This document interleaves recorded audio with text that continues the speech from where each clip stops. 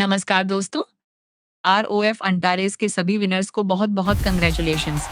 और अगर आप आरओएफ अंटारेस के विनर हैं और बैंक लोन के थ्रू अपनी यूनिट की पेमेंट करना चाहते हैं तो आज की वीडियो आपके लिए बहुत इंपॉर्टेंट है, क्योंकि आज हम आपको कुछ ऐसे इंपॉर्टेंट स्टेप्स बताएंगे जिन्हें अगर आप समय पर पूरा करते हैं तो आप लोन अप्रूवल और डिसबर्समेंट में होने वाली अननेसेसरी डिले से बच सकते हैं और डिले की वजह से आने वाली पेनल्टी या एडिशनल चार्जेस के रिस्क को भी कम कर सकते हैं।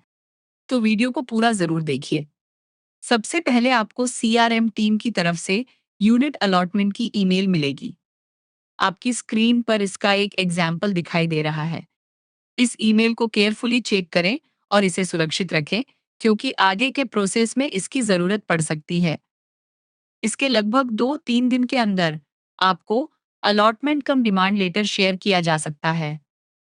इस लेटर में आपकी यूनिट से रिलेटेड डिटेल्स और फर्स्ट इंस्टॉलमेंट की पेमेंट डिमांड दी जाएगी। रेफरेंस के लिए आप अपनी स्क्रीन पर इसका एग्जाम्पल देख सकते हैं। अब यहाँ से आपके लिए सबसे इम्पोर्टेंट स्टेप्स शुरू होते हैं।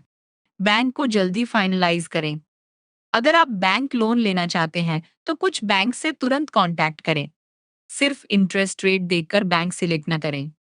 यह भी चेक करें कि बैंक आपको कितना आरओआई यानी रेट ऑफ इंटरेस्ट ऑफर कर रहा है।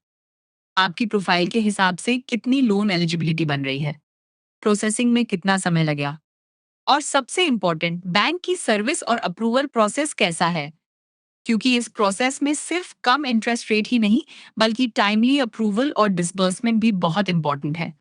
इसके बाद आपको अपनी तरफ से रिक्वायर्ड 5% की सेल्फ पेमेंट समय पर करनी होगी। आमतौर पर बैंक प्रॉपर्टी कॉस्ट का पूरा 100% फाइनेंस नहीं करता। मैक्सिमम लोन अप्रूवल 90% तक हो सकती है, लेकिन यह आपकी income, CIBIL score, existing liabilities और बैंक की पॉलिसी पर डिपेंड करेगी। इसलिए अपनी तरफ से रिक्वायर्ड अमाउंट पहले से रेडी रखें और पेमेंट में डिले ना करें। जब आपकी तरफ से रिक्वायर्ड इनिशियल अमाउंट पे हो जाती है तो इसके बाद बिल्डर के साथ बीबीए यानी बिल्डर बायर एग्रीमेंट का प्रोसेस शुरू करना होता है। यह स्टेप बहुत इंपॉर्टेंट है, क्योंकि लोन डिसबर्समेंट के लिए बीबीए और दूसरे रिक्वायर्ड डॉक्यूमेंट्स की जरूरत पड़ती है। और यहाँ सबसे जरूरी बात है, इस प्रोसेस को अननेसेसरीली डिले न करें, क्योंकि अगर बिल्डर की पेमेंट टाइमलाइन निकल जाती है और बैंक अप्रूवल या डिसबर्समेंट में समय लग जाता है तो एप्लीकेबल डिले चार्जेस या पेनल्टी का रिस्क हो सकता है। इसलिए बिल्डर और बैंक दोनों के साथ प्रोसेस को पैरेलल और टाइमली तरीके से आगे बढ़ाएं। सभी डॉक्यूमेंट्स बैंकर के साथ शेयर करें।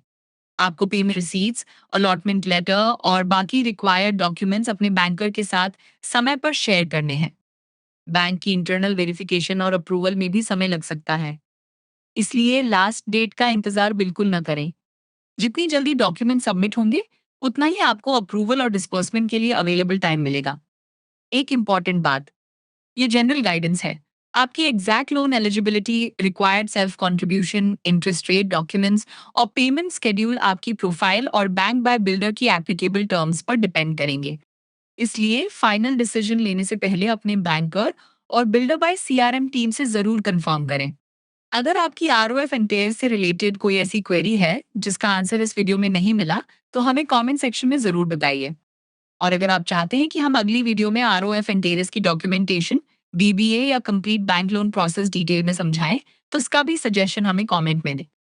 चैनल को सब्सक्राइब करके हमारे साथ जुड़े रहिए, क्योंकि आरओएफ एंटेरिस से जुड़े आगे के सभी इंपॉर्टेंट अपडेट्स हम आपके साथ शेयर करते रहेंगे। धन्यवाद दोस्तों।